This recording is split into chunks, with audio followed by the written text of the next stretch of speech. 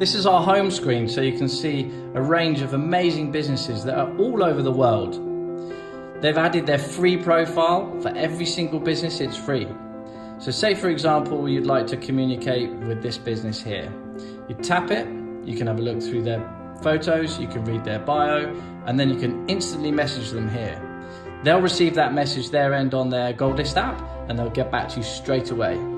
Another option is to Goldlist them. So say for example, you'd like to get back to them at a later date, we've already added them to our Goldlist, and that just sits right in there as a saved business. Next up is our request feature. So let's say you'd like to buy some men's clothes. You would pick a category, and then you'll fill out the form, and then you'll submit your request. That will go out to every single business in this category in your area. They'll get back to you again by direct messenger, and you'll be chatting away before you know it.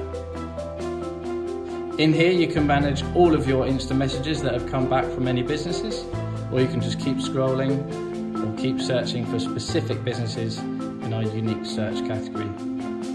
We hope you enjoy the app.